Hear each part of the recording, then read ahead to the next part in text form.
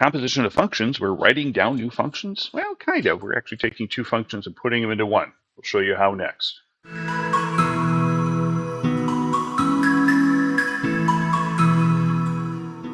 All right, we're going to try this again because apparently I did the whole first video and the music, or not the music, but the sound cut out from my headphones. So anyway, we are going to go through and first of all in the warm-up, hit pause for a second and then go through these two. It's very similar to what we did before.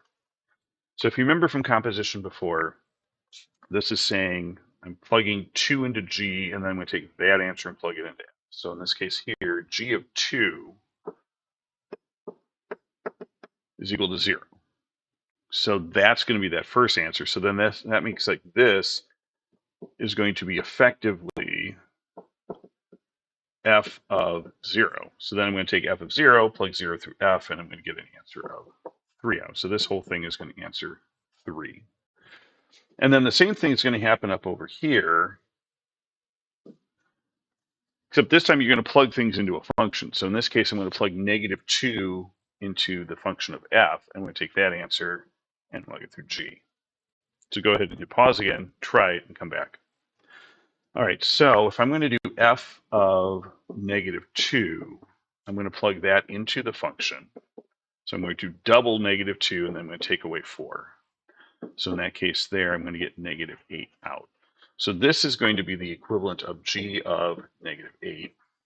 So then G of -8 is going to equal, so I'm going to triple everything and then add 1. So I'm going to triple the -8 and then add 1 to it. So that's going to give me -23. So this is going to equal -23. You've run it through two processes here. Okay, so you run it through the first one, you run it through the second one. We don't care what the processes are, we just care what comes out at the end. So now do the next one. If you don't remember the little dot in the middle, open dot in the middle, basically turns this into G or F of G of X, or 1 in this case. So go ahead and hit pause and come on back. So G of 1 is going to be triple the 1 and add 1. So that's going to equal 4. So this is the same thing as F of 4. So then I'm going to run F of 4 through F. So I'm going to double the 4 and then take away 4. So that's going to give me 8 minus 4, which is 4. So this whole thing, F of G of 1, is going to give me an answer of 4. Okay. So in terms of a couple of reminders here, composition of functions are where we're taking the process of combining two functions together. Everything we've done up until this point has been, we run it through one function, get an answer on the other one. We're going to actually now put these together and then have it run out that way. So then that way we only have to put things in one function instead of having to run it through two. So basically you're turning two problems into a single problem. If you're just running things once in a while, it's not that big of a deal to do them separately. But if you're talking about doing volumes and volumes of stuff, it's much easier to do with one set of calculations than doing it with two. And so again, what we're doing is we're taking X, running through the function, and then running that through the next one. Okay. So as an example, here are two linear ones. I'm going to rewrite this in the colors that we have. So F of G of X. Okay. So what we're going to do is we're going to basically do a whole bunch of substitutions here. So in this case here, instead of writing down G of X, what's the actual rule for G of X? The actual rule is this -3x plus 5. So whatever X is, I'm going to run it through G. I'm going to triple it, make it negative, and then add 5 to it. So now what we're at this point, basically I'm taking this and I'm plugging it in to that X right there, because I'm also plugging it into that X right there. So everywhere there's an X, I'm going to replace it with that -3x plus 5. So I'm going to double it and then add 3 onto it. So -6x plus, 10, not 5, Mr. Hayes, plus 3. So in this case here then, F of G of X is equal to negative 6x plus 13. Okay, so now there's this question of domain. And remember, domain are your input values. And this doesn't have to be as complicated as you think about it. You just have to think about some of the general cases of how things work. These are both linear. And so the question is, what can I plug into a linear function? Can I plug in, and remember, we've talked in the past about doing general categories. Can I plug in a negative category? Can I plug in negative numbers? Can I plug in 0? Can I plug in positive numbers? And usually you'll find one of those where there might be like a little bit of a hiccup on. But in linear, since, I mean, you've got everything that looks like this, right? You've got a line going through here, goes negative infinity in one direction and positive infinity in the other. So you can plug in, unless it's, you know, a vertical line, you've got that. So for our domain, since this is true for both of them, I can plug in any number for x for this. I can plug in any number for this x, I can plug any number in for this x, and then the resultant function, I can plug in any number for that. Positive, negative, 0, all that's good to go. Now, let's see an example where that's not the case. So in this case here, if I'm thinking domains, remember here, square roots have to be given me answers of that are 0 or larger. This one over here, all real numbers are fine, so we're not going to worry about that. So we're going to have to play around with the square root a little bit. So again, let's do this. So this is going to be g of f of x. So again, I'm going to take out the f of x, and I'm going to plug in the function instead. So this is going to become g of, and my rule is take the square root of whatever x minus 2 is. And then I'm going to take that. So effectively, I'm going to take this and plug it in right for this x right there. So then that is going to do g of x is doubling whatever I'm plugging in. Well, I'm plugging in the square root of x minus 2, so this is going to equal double the square root of x minus 2. So g of f of x is going to equal 2 times root x minus 2. So now for your domain, what you have to worry about is this. What can't I plug in to give square root of x minus 2? So can I plug in positive numbers? Yeah, no problem. Well, actually, for the most part, 0 I can't plug in because that's going to give me negative 2. Negative numbers I can't plug in. So just remember that I need 2 square root of x minus 2 to be bigger than or equal to 0. The 2 will divide out, so that's gone.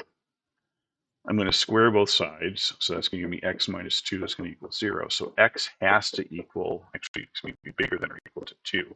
So for my domain, I can go 2 or larger. Okay. So then, and that's it. Okay. Now you're going to do the same thing in the other direction. If I go in the other direction, so I'm going to do f of g of x. So I'm going to take f of, now g is just doubling whatever x is. Okay. So again, like what we did up here, I'm going the opposite direction.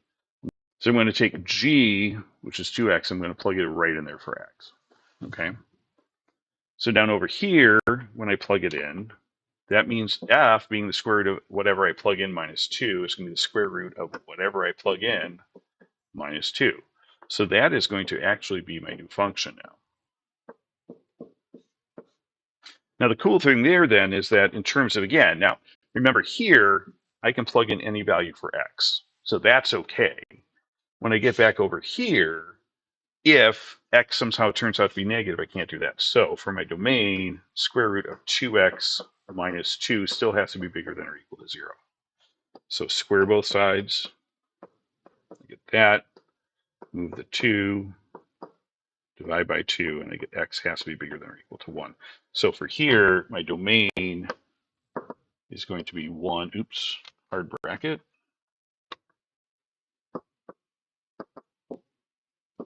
1 or larger. Okay. Again, pause when you need to. So here, g of x looks fine, it's linear. This one over here, note in the back of my head, x can't equal 0 because my denominator can't equal 0, right? So take a second and try to work this out. Remember to unpause it when you're ready to check. So f of x is really 2 over x, so that goes in there. Because again, this is going to go right there. G of x says I'm going to take whatever I'm plugging in and add 1 to it, so 2 over x plus 1. So there is my composed function. And again, the reason why we're doing this is so that we don't have to do these separately. We can do it all in one shot. And again, that's usually a problem with volume, doing things a lot. So then here, domain, okay, so x still can't equal 0 here, right? Because I can't divide by 0. So I'm going to say x can't equal 0, and that should be fine. Don't have to worry about set builder notation there, or interval notation, I'm sorry. Now if I do this one in reverse, this is going to change a little bit. So in this case here, I've got f of g of x, and that's going to equal f of x plus 1. So again, here domain's not an issue because I'm plugging everything in. So then that's going to end up turning into 2 over, because again, remember g of x is 2 divided by whatever x is, so whatever I'm plugging in, so 2 over there. So now the only issue that we have on this one is that you can't have the denominator equal 1 or negative 1, because that would end up making me a 0 in the denominator, much like we did with rationals. Oh, Mr. Hayes, it all relates. Yeah, you're right. It's crazy that way. Okay, pause, rewind when you need to. Let's try another one. All right, so this one here, interestingly enough, this domain is fine. Because I can plug in any, if I plug in a negative number, we're fine. If I plug in a 0 into the square, I'm fine. If I plug in a positive number, I'm fine. Here, much like we did before, x has to be bigger than or equal to negative 1. So we'll kind of see where things go from here. Because sometimes it's going to be, looks like it's going to be okay, but in reality it's not. So in this case here, g of f of x. So I'm going to take whatever, what is f? F is the square root of x plus 1. So at this point, okay, I know that x has to be bigger than or equal to 1. So if I do these problems separately, if I do f first and then I do g second, I can't plug in numbers less than negative 1 into that first one, okay?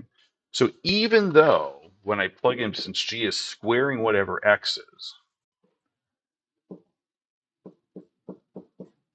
and then adding 5 to it, and it's going to be like, hey, look, x plus 1 plus 5,